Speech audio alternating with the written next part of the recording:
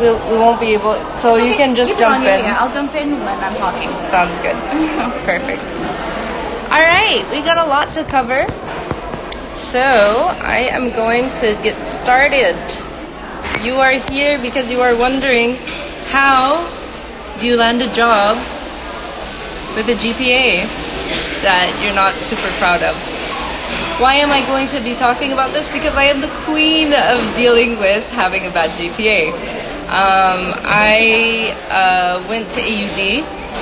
Mo Saudi was there with me in AUD in 2005.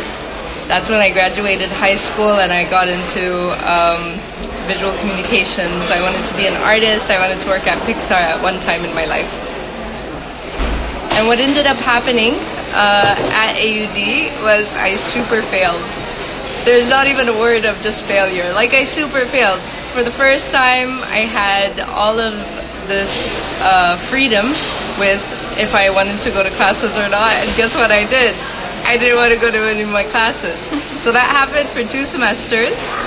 I got straight Fs. I don't think you can. Like, I feel like there's a situation where you write your name and you automatically get at least a D-, but I got full Fs in all my subjects for 2 semesters straight. I had an internship gap semester in between where I worked at Christie's auction house, and I landed that interview through connections. My dad asked his friend to take me in for the internship, but, and I'm gonna cover this a lot, there were things in my personality and my approach that helped me to keep the internship. The second part of my journey was when I came to Saudi Arabia. It was just randomly. I was here one summer and I went to look at what there was as far as universities go. I found IFAT. Literally in the span of 6 minutes, I'm saying that literally, I went to Dar al-Hikmah, CBA, and IFAT, and then when I was at the IFAT, then and there, I saw their computer science program. I looked at the pamphlet and I was like, oh, well, if I'm going to be doing something for 4 years, I might as well learn something. I don't know much about computers. I know that I like writing HTML code on my DeviantArt profile, so that'll be enough. And I just accepted the fact that I was going to study computer science. 6 years later of a 4-year program, I graduated, finally. But it was after a lot of turmoil and at my worst semester in IFAT. And keep in mind, like, my subjects were like English essay writing or Arabic alif ba ta stuff. So my worst GPA at one point was 1.28 out of 4. Finally, the end of my journey talks about the second phase, which was I landed an internship at GE through a connection, but then I ended up landing a place in their leadership program, and it was a one-year leadership program. What else do I want to say about this? It was really rigorous. I'll talk more about the tips and tricks of how I kept the job. And then I got into an MBA program after several jumping around. Anyway, when I got into the MBA program, finally, I'm very satisfied and happy to tell you that I have a GPA of 3.5 out of 4. So, that's my story. That's why I know all of these things. And I'm the best person to talk about landing jobs despite this GPA situation. Let's go to phase 2. The best way to land a job when you have a bad GPA is don't have a bad GPA. Don't do it. Why? I'm not saying that everybody needs to be a genius, but GPAs are created in a way, and grades generally are created in a way where most of the people I've ever seen that got bad grades are not doing the minimal. And usually, they're a bit of a perfectionist. I'm speaking from my experience. They're a bit of a perfectionist where if they create an essay, it has to be at the same tier as a master's thesis. or if they are creating a project and it has to be perfect, or they're so afraid to start the project in the first place, so they never start, so they never finish, so they never turn it in. When you want to get good grades, it's a symbol, right? Getting good grades means that you turned in something on time, figured out what the requirements were, and asked when you didn't know. This is it. So that's my phase number one. Is it's very nice to think about Steve Jobs that dropped out of university and started Apple, but he dropped out of an Ivy League university is the thing that nobody talks about. Bill Gates as well. Oh, a dropout, whatever. I know so many people who dropped out and have had spectacular careers, but it's not because they couldn't get a good GPA. It's because of all of the factors that I was talking about. So it's that symbolism, right? Now, finally, the part that everybody's here for is, now that you have a bad GPA, what do you do about it? It is so important that when you're about to land a job or when you're about to interview, do not have faith in the application system. Hustle your way to getting to the manager that you want. Your ideal manager, especially someone that you can really learn from, someone who inspires you, try to get in their good graces. Especially with social media today, you can create relationships so easily with the people that you look up to. When you create these relationships with people, how do you get to that point where you want to ask them for a job? Very easy. Hey, I'm so excited to learn, I'm so excited to try, I'm very honest, and I have a great skill set that I want to share with the world. How do I apply to your job, to your organization? It can be that easy. Internships are also a great way to get your leg in the door. Internships usually, one thing I see with interns, and this is where Wid can jump in if she has anything else. When you're entering a first job, That's sleeping already? no, not yet. That's also all. Thank you. Sorry about that. I need my cookies while I talk. So, in an internship or in a first job, nobody wants you to do things perfectly. They would be weirded out. I would be freaked out if there was an intern that already knew everything that I wanted them to know. I absolutely encourage anybody that's walking into an internship, do not try to answer everything yourself. Be excited to research for sure. Manage your manager's expectations for sure. But do not try to think that when you're walking into this job, you have to know everything before the application even begins. Go ahead and try. Another opportunity that I see people not taking is networking events. You're at a stage, especially as a fresh grad, where people want to invest in you, especially when they see a little of themselves in you. And let me see here.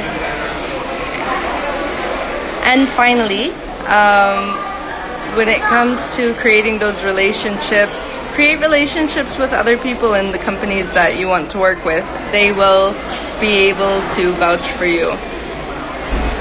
All of this said, I'm talking about these ideal companies and these ideal opportunities as something you need to know. Yes, it is. In addition to wanting to know what you want to learn, you also have to want to know what you want to be associated with. Yeah, no, it's fine. I'll see you later. So, where you are associated with peers or with potential peers, maybe people that you wish you had their job, you could have them as friends already. I wouldn't advise you looking for someone, stalking them, and then being their friend and then asking them to refer you. Not that. I mean, probably you have friends that already have positions that you would really love, or have adjacent positions and you feel like you could be part of that organization. That's a great way to get in the door. I think that's it. Those are all my tips and tricks. In all the scenarios, I only was saying how to get in touch with people. But the real differentiator is, how do you set up your potential employer, your potential colleague? How do you set them up to understand your value? This is where you need to work on what is your value to them, right? Because there's so many people that want to be accepted into an organization, or they want to be hired just for the sake of being hired or accepted. Please don't go in with that mindset. You're gonna get hurt. Please instead go in with the mindset that, listen guys, I'm here because you guys are behind in your social media management, and I am a millennial or a Gen Z, and I can totally help you fix your social media stuff. I won't know everything, but I can definitely try, and I'm willing to learn. Do you see the difference in that mindset? Where in one case, I'm like, please hire me, I'm gonna be so good, I'm gonna try so much, I'm gonna do all my research. And then on the other side, you're like, I'm confident in the strengths and weaknesses that I have. I know that I'm good at technology. I know that I'm bad at experience because I haven't had any. And when you walk up to someone with that, it changes everything. I'm gonna give you guys a big resource in every workshop I've ever had, in everything I've ever done. There's this one book. It's called Brag, The Art of Shooting Your Own Horn Without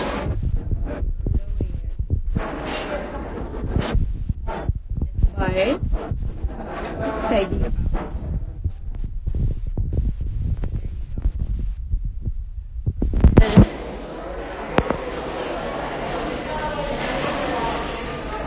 Oh, have you guys not been able to hear me this whole time? Oopsies. Is it better? I had such a great monologue this whole time. So with that said, if you guys didn't hear me and you have questions, this is the time to ask them, because I'm probably just going to repeat what I said. Okay, cool. Only when I was typing. Yay. Thank you so much, Ahmed. So any questions? Any comments? Have you guys found that people ask you for your GPA or judge you based on your GPA? Let's jump in and see if we can make a decision of what would have helped in that situation, where people would see you for your strength, people would see you for your value, instead of a paper that you got or you didn't get. Until I get questions, I'll talk about getting into my MBA program. Ooh, okay, cool. Okay, so segue. Is it important to mention your GPA in your resume? I know that engineering jobs require it. It's really difficult to convince. It's really difficult to convince people that they should hire you in a very technical field. Can you hear me? It's really important that if you're in a technical field and you're applying to an engineering position, yes, you definitely have to have good grades, because you're going to be creating things that require it. Ahmed just said I had a really bad GPA, and I had no idea. I always thought he was a studious student. This is Ahmed from Saudi Jeans, famous blogger, works at has worked at several notable publications. Thanks, Nadessa. I'm really happy about this happy birthday background noise as well. Can I also use Ahmed as more of an example? I'll scroll up and see if anybody else had questions or comments. Having a bad GPA, in Ahmed's situation, he was studying pharmacy and he ended up being a writer. Of course, no writing publication is going to care how much he knows about pharmaceuticals, if you don't mind me putting words in your mouth, Ahmed.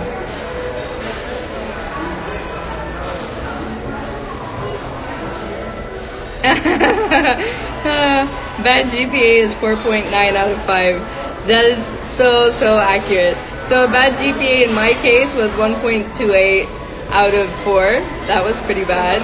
And I graduated with a 2.1, I think, or a 2.5.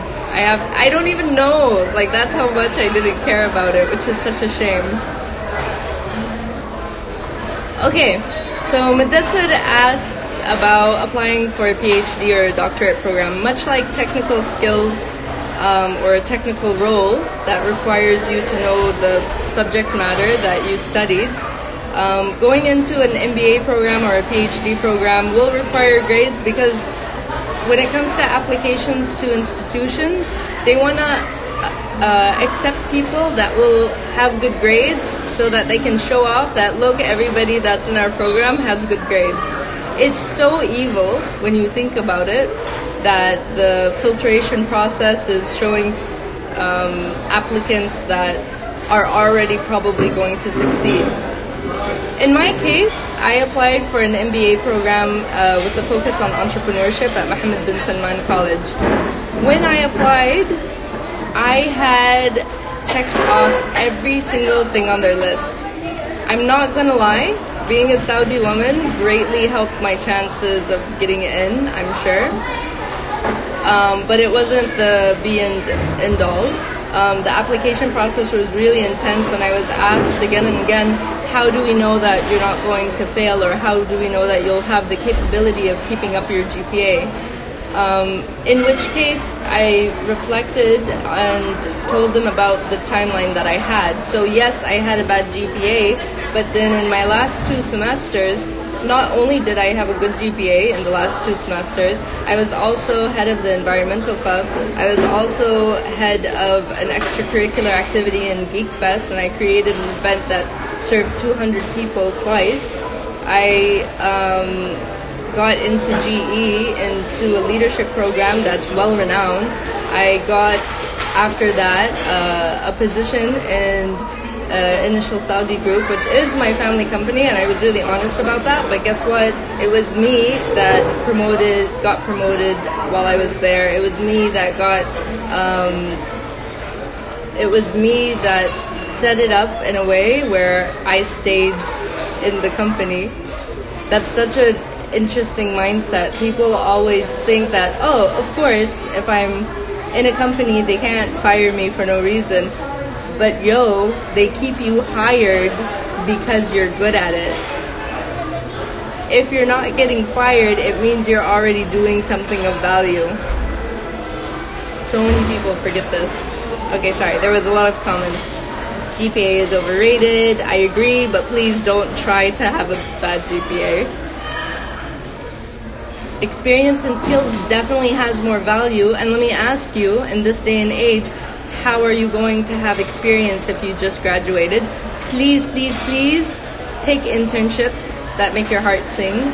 Please, please, please take extracurricular activities, no matter how silly. If you have a side Instagram store, if you have, a weekly meetup of Dungeons and Dragons, like, you can turn anything into something of value if you are actively doing something outside of Netflix. And I'll even say, if you are watching Netflix and you have the hopes and dreams of becoming a filmmaker, watching Netflix is of value. Is of value for filmmakers. Let's not get confused here. So Ahmed said that he was only bad in exams, but in projects and technical problems I was excellent, and that is such a great opportunity to also say to someone who's asking about your GPA that examinations are bad, but guess what? In your job that I'm applying for, I'm never going to have to take an exam. If you aren't going to have to take an exam, you can say, I'm never going to have to take an exam. I'm a project leader. I am so good at keeping track of tasks. I am the person that you want.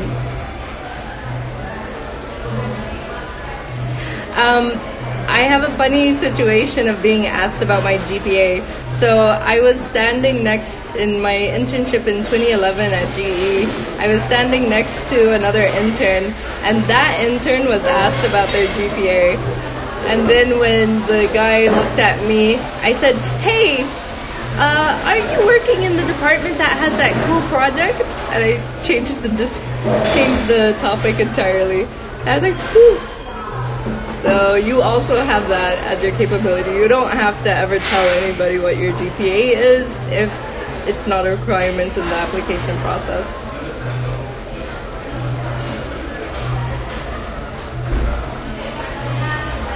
Yep.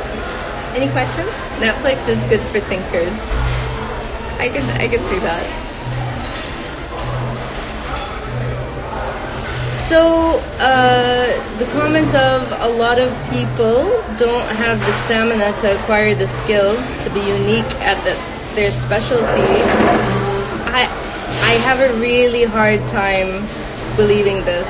There's a difference between, are you talking about an ongoing process of attaining a skill set, or are you talking about being unique at a specialty?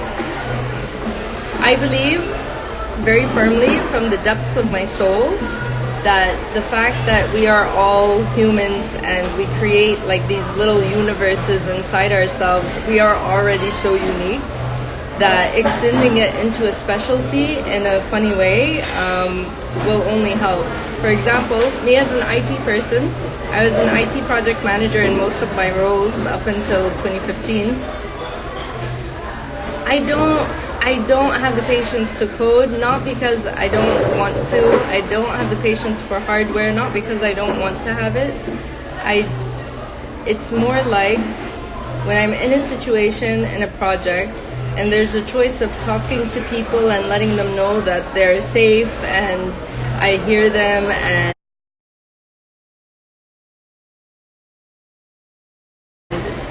they're so important to the project, or if I have the other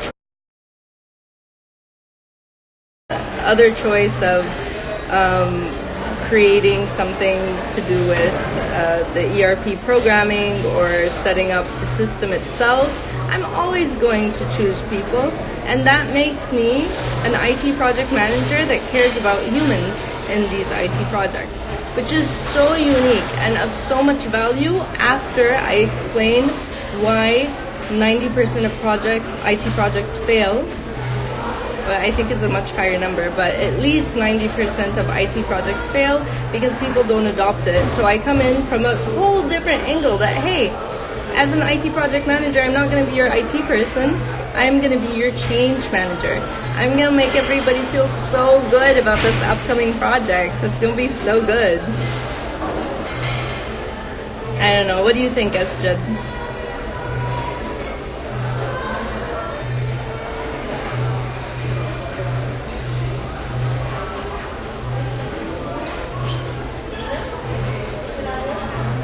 Any other questions, comments? I covered everything that I could possibly think about.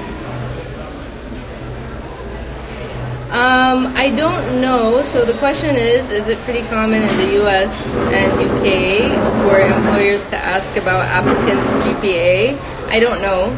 But I do know in technical fields, like in engineering or medicine, I definitely want a doctor that did good in his exams. I know that's really mean, but that's just my point of view. In that case, I know industry specific, but even if people ask you for your GPA, if you can show the timeline and the rate of change that yes, My GPA was bad, but look at all of these internships. Look at all of these recommendation letters that I have. I collect recommendation letters in any job that I have, and I collect testimonials, and I collect support systems. So every job that I've ever had, I connect with my boss and I'm like, hey, I know I wasn't the best person for this because you fired me, but is there anything that I can work on? And then I dedicate that time afterward. I guess it goes with that stamina situation. I love this question. How would you get skills if you have no idea what you want to go into? I don't think the situation here is about getting skills. I think the situation is about unveiling your skills. Understanding what is the skill set you already have. How are you going to do that though, Turtle Daddy? You are going to try out different internships at different places. And while you're in that internship, you're going to gravitate to whatever you feel excited about doing. And while you're doing that job, while you're doing like the data entry or like coordinating, it's very small jobs, you're gonna realize, hey, I really love coordinating, or I really love working with people, or I really love da-da-da-da. And then you're gonna be like, okay, so I love it, but how can I get better at the other things that need to happen in this situation? Let me take the example of when I was in event management. I loved organizing the event. I loved getting the attendees. I loved marketing the event. But when it came to actually managing the people of the event, that's where my weakness came in. And it was really difficult for me to stay focused on what everybody was doing and all of the moving parts. And it was really hard for me to get someone who isn't organized to follow the process that I preferred. That's where I figured, oh, so the skill set I need is a leadership skill set. And guess what? You got certifications, you got free, especially for students, you guys have a lot of opportunities in Saudi right now. You're really lucky. You can keep an eye out for any of those opportunities to learn the skills after you figured out what skills you want to have in the first place. How can I collect my testimonials from employers? Asking if you recognize that you're of value to someone, and you will recognize this when they don't shout at you and they don't fire you. Automatically, that means you are of some value. You can ask them, hey, I would love a couple of words from you about me so that I can share it with my future employers, or I could add it to my LinkedIn. There are two things to remember here. Number one, LinkedIn has a recommendation thing. Number two, do not ever wait for someone to write your recommendation from scratch. They are too busy and they don't know what you would want them to say. Create a draft after you establish. So let's cut down into steps. Step number one, hello person A, I loved working with you. Your opinion means so much to me. Can I please get your recommendation for a project that I'm going to be doing? Number two, send an email. Hey, I just wanted to confirm that I'm going to need that recommendation letter by this time. Please let me know how I can assist. If you would like, I can create a draft for you. This is the draft that I'm using with all of my mentors and all of the advisors that I have for their recommendation. The draft should be a collection of what you want to do, and you should definitely, must give them full freedom to edit however they like. Do not ask them why they deleted something and they don't appreciate you. Don't sour this relationship. It is so important to keep it intact, and it is so important to be nice, helpful, sweet. And when you have the final recommendation, if they can sign it and turn it into a PDF, it looks better on application processes. Bosses are nice, usually when it comes to recommendation letters. I highly agree, because let's also highlight the situation that a manager wants to know that they're helping someone, right? And a manager wants to know that they created a subordinate that they can be proud of. So automatically, by asking them for a recommendation letter, you're asking them for a way to talk about how awesome they are to your future employers.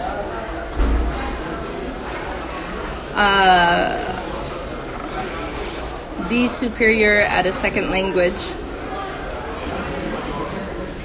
Yes, this is an option. I would also say don't limit second language to be a language. Now, it could be a coding language, it could be a mentality language. Like, for example, emotional intelligence is a language. And it's something that people overlook, but teamwork, collaboration, all of those things are a skill set that can be used to differentiate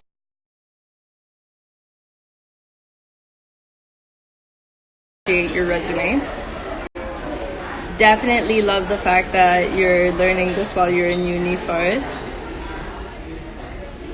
What's the best way to outweigh my work experience with my GPA? I got plenty of certificates.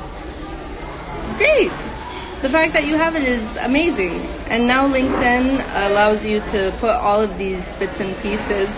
It will really signify something if you have a bunch of certifications, experience, especially recommendations from people. I think you've already done that with outweigh your work experience with your GPA. Does that mean you want to focus on your GPA more? Can you, Mudassir, can you tell me a little bit about your question and if I answered it?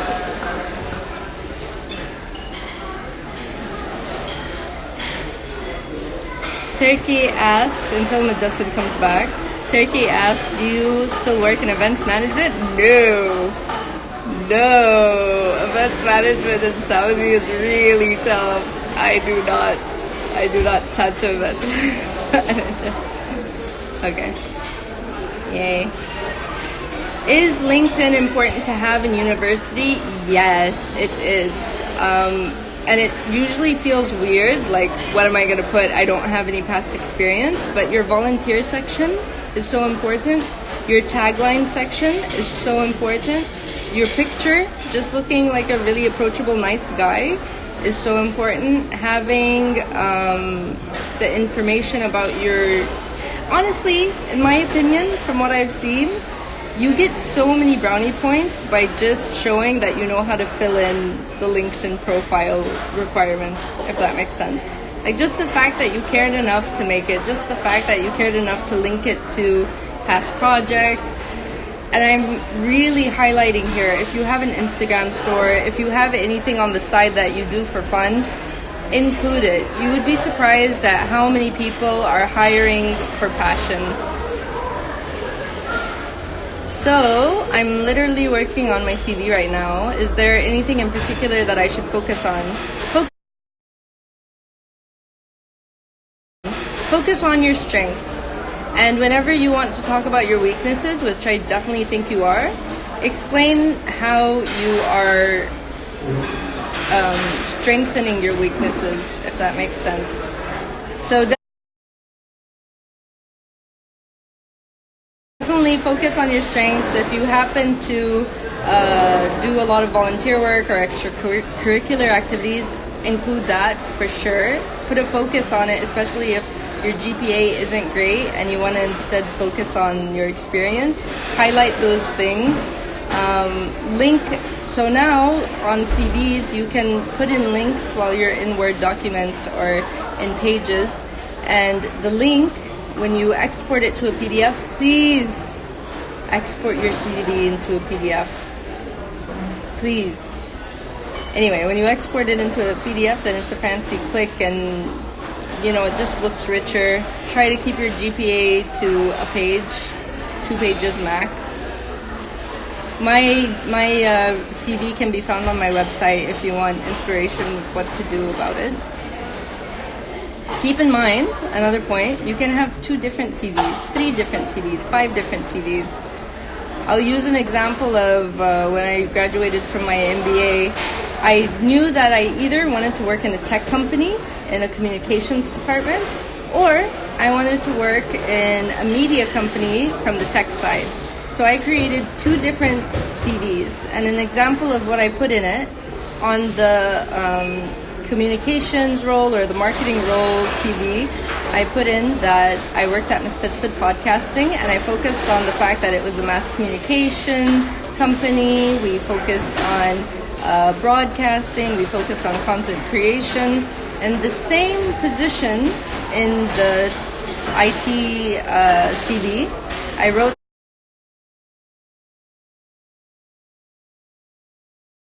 that I helped create the website, I helped set up the platforms, I worked on creating the RSS feed for most of the shows.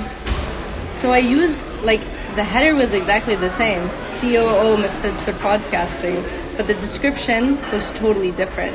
And I put a cover letter on each of them saying that, hey, I'm getting in touch with you because I really want to be a part of your marketing department, but I also have these tech skills. So it depends on how you want to package yourself.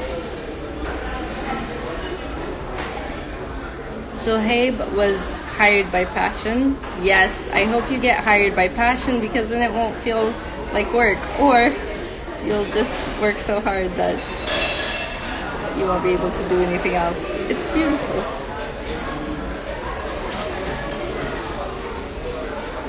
All right. I think we covered all the questions that are even possible. If you do face the situation that you have a bad GPA and you don't know where to go next, consider, why do you have a bad GPA? I'm going to be really blunt with you guys. Having a bad GPA, even though I'm saying that it's not important to have a good one, it really does symbolize something in your life that isn't working out. Is your time management screwed up? Are you afraid to start projects? Are you, do you get distracted too easily? Do you feel like you don't get motivated enough? These things are going to hurt you later if you don't figure out what it is. If it's that you hate examinations, can you take more courses where it's project-based? If you know for a fact that, shoot, this course has 2 exams and they're really big, you can talk to your professor to change things, or get them to suggest different ways that you can work.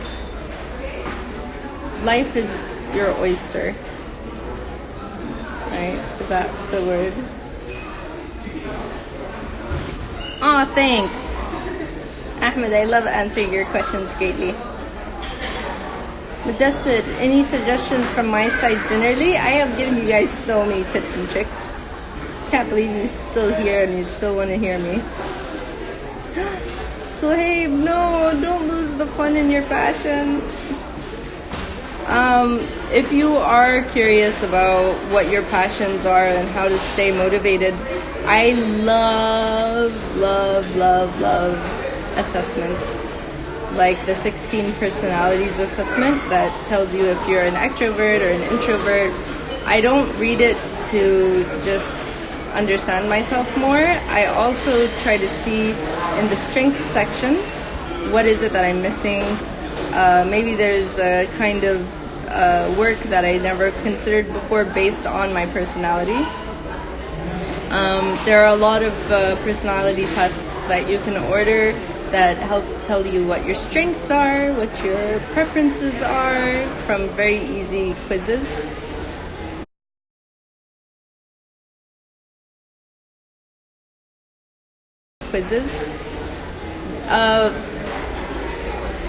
Another tip that's kind of strange, there's a website called 5lovelanguages.com, the number 5 and then lovelanguages, one word, .com, where you get to understand your love language. And why is this related to work? Because you can think of it as your appreciation language. If you're the type of person that happens to be working for a manager who always tells you that you're doing a great job, in my case, when a manager tells me I'm doing a great job, I have a weird complex. I can't believe it. It means more to me when my manager gives me critiques. And just knowing that aspect of myself, I get to understand how to ask them, oh, it's so nice that you're saying these nice things about me, but I want to challenge myself. In addition to that wonderful thing that you told me, please don't ever stop telling me nice things about me. Can you please tell me how I can improve on this weakness. Eddie points out that the 16 personality assessment gives a different answer every time. Yes, for me, it has always given the same answer because that's my personality type. I'm very direct in what I do. Hakeem, though, my husband, does get a different answer every time, and it makes me wonder of the assessment that he's filling out, what is changing in his perspective on a daily basis. Does he have an objective way of looking at himself? Do you have an objective way of looking at yourself? Could you maybe be changing that fast? That's a possibility. There's a lot of people that change their personalities every 5 years, every few years. My opinion of quantitative skills, like statistics and technical abilities, so important, especially at this day and age when you need to back things up with data. I really appreciate quantitative skills, but how do you package it with the rest of what you're doing is the question. That's our veil destroyed. Crazy. Alright guys, 10 more minutes and then we'll wrap up. So Arif says that the answers on it really depend on how you're feeling about yourself at that moment. Yes, yes, and yes. This inspires me to point out how often it is that we're either very harsh judges on ourselves or we avoid looking at ourselves in an objective way, and in turn our assessments aren't realistic. I highly advise, if you find that your assessments of yourself are always changing and never make sense, this is a great time to reach out to a mentor. This is a great time to reach out to a coach. This is a great time to reach out to friends. I know in friend groups it's really hard for us to reach out to people and be like, hey, I'm trying to find myself. Can you help me figure out what I'm good at? That sounds so weird. Like, why would you talk about that to your bud or whatever? But the reality is, it's helpful if you can ask people, hey, what's unique about me? Or does this assessment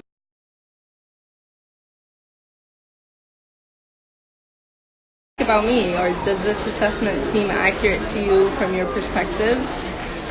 You can create oh my god, you guys have to do this. There's something called the Johari window.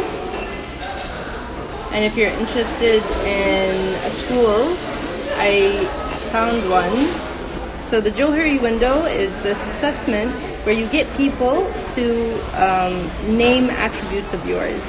So then you get a very clear idea of what you see in yourself as attributes that nobody else sees, what other people see in you that you never thought, and what you could be that nobody, you or otherwise, think about.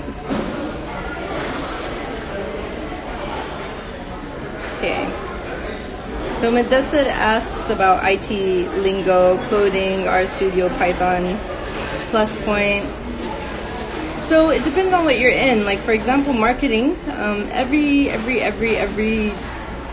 field now has a technology aspect to it. So there is a field called marketing technology, which is based on aggregating data. Data science is becoming something that is so important. Please check it out and see how it relates to your field.